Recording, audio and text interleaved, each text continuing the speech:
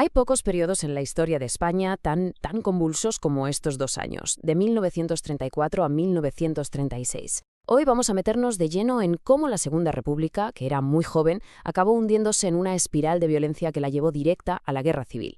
Y esta es la gran pregunta, ¿no? La que lo marca todo.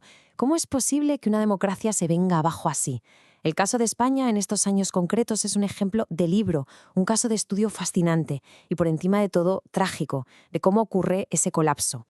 Vale, pues vamos al lío. ¿Dónde empieza todo esto? Pues justo aquí. El primer gobierno de la República, el que era más de izquierdas y reformista, no consigue sus objetivos, se desgasta, y en las elecciones de 1933 el péndulo político se va completamente al otro lado. Un giro de 180 grados, vamos. El nuevo gobierno, que era una coalición de la CEDA de derechas y del Partido Radical, se puso manos a la obra. ¿Su objetivo? Pues básicamente desmontar todo lo que se había hecho antes. Una a una fueron cayendo las reformas del primer bienio. A ver, se dio amnistía a los militares que habían conspirado a favor de la monarquía. Se frenó en seco la reforma agraria, que era un tema importantísimo. Se volvió a dar dinero del Estado a la Iglesia y se pisó el freno a la construcción de escuelas públicas. El mensaje que se mandaba era clarísimo. Se acabó el proyecto reformista, marcha atrás.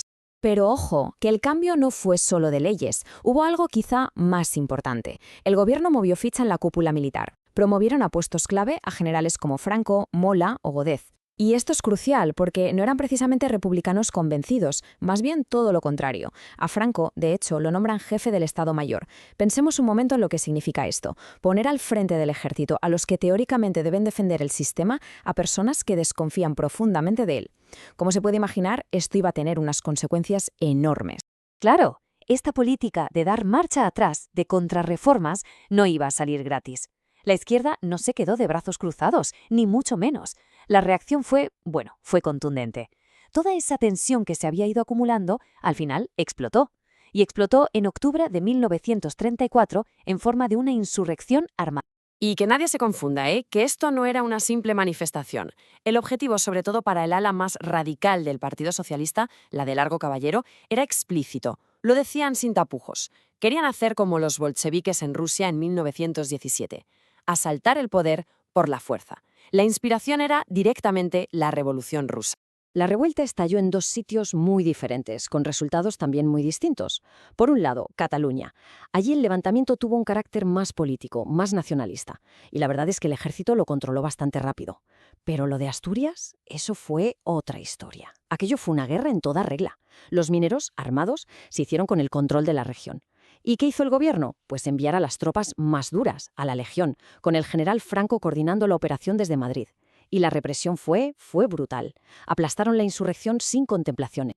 Las cifras de esta revolución fallida dan una idea de la escala de la tragedia. Hablamos de 2.000 muertos, 2.000, y 30.000 personas detenidas. Con esto España cruzó una línea roja. La violencia política ya no era una simple amenaza en el aire, no. Era una realidad palpable, sangrienta, que dejó unas heridas tremendas en la sociedad. Pero la historia da otro giro. Ese gobierno de derechas que había reprimido la revuelta no duró mucho. ¿Por qué? Pues por la corrupción. Varios escándalos hicieron que la coalición saltara por los aires, así que no quedó otra, convocar elecciones de nuevo. Nos vamos a febrero de 1936. Y en estas elecciones la estrategia política fue absolutamente clave. ¿Qué pasó? Pues que la derecha fue a las urnas dividida, cada uno por su lado. La izquierda, en cambio, aprendió la lección. Se unieron todos, desde los republicanos más moderados hasta los comunistas, todos juntos en una gran coalición, el Frente Popular. Y funcionó. Ganaron. Eso sí, por los pelos. Fue una victoria muy ajustada, pero una victoria al fin y al cabo. Y el nuevo gobierno del Frente Popular no perdió ni un segundo. Sus primeras medidas fueron, fulminantes, una detrás de otra. Liberaron a los 30.000 presos de la Revolución del 34, restauraron la autonomía de Cataluña, pusieron el acelerador a fondo con la reforma agraria, y legalizaron a Falange. Y, cómo no, volvieron a mover a los generales. Franco a Canarias, Mola a Navarra, Goded a Baleares. Destinos lejanos para intentar quitarlos de en medio. Claro, para la izquierda todo esto era justicia. Para la derecha era una provocación en toda regla. Uno podría pensar que con un gobierno elegido democráticamente volvería a la calma. Pues no, todo lo contrario. La victoria del Frente Popular, lejos de traer la paz, lo que hizo fue desatar el caos. El gobierno se vio completamente desbordado, incapaz de controlar la calle. Y la violencia se disparó. y venía de todos los lados, de todos los extremos. El conflicto social se desmadró. Miremos al campo, por ejemplo. La reforma agraria se aceleró de una forma vertiginosa. 150.000 campesinos recibieron tierras en apenas unas semanas. Esto provocó ocupaciones masivas de fincas por parte de jornaleros que no querían esperar. Los propietarios, lógicamente, estaban aterrorizados. La tensión en el mundo rural llegó a un punto de no retorno. Y en las ciudades el panorama no era mejor. La violencia anticlerical, que siempre había estado ahí latente, estalló con una furia increíble. Se quemaron o destruyeron más de 100 iglesias, todo esto en un clima de desorden total, con un gobierno que simplemente no podía pararlo. Y así era el día a día en la primavera de 1936. Una realidad terrible. La violencia en las calles entre falangistas y militantes de izquierda era constante. Palizas, tiroteos. En solo 5 meses, desde las elecciones, hubo unos 300 asesinatos políticos. 300. Esto es fundamental. El Estado había perdido el control. Había perdido el monopolio de la violencia. Y así llegamos al verano de 1936, al punto de no retorno. Una serie de acontecimientos, uno detrás de otro, nos llevan directos al desastre. La chispa que lo encendió todo, el detonante final. Todo se rompe el 13 de julio. Ese día, guardias de asalto de ideología izquierdista secuestran y asesinan a José Calvo Sotelo, uno de los líderes más importantes de la derecha monárquica. Era una venganza por el asesinato, el día anterior, de un oficial de su cuerpo. Para los militares que ya estaban conspirando, esto fue la señal definitiva. Ya no había que esperar más. La reacción fue inmediata.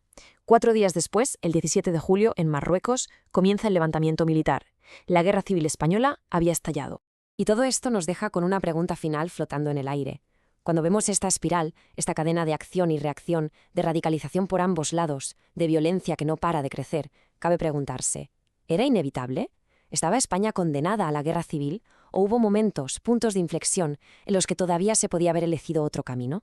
Es una pregunta difícil, y una que desde luego sigue resonando hoy en día.